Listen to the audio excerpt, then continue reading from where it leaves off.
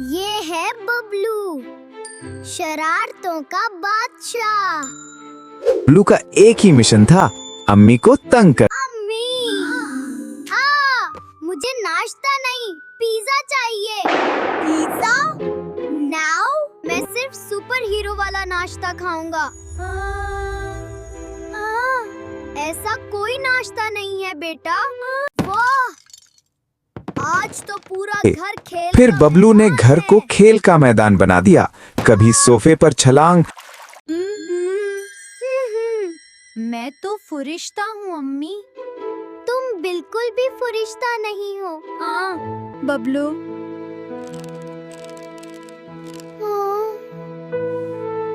बस कर दो, मैं थक गई। अम्मी वाकई थक गई हैं। बबलू आहिस्ता से आया। अम्मी सॉरी, मैं अब अच्छा बच्चा बनूंगा। फिर क्या, बबलू ने खुद सफाई शुरू कर दी, लेकिन सफाई करते करते दोबारा गिर गया।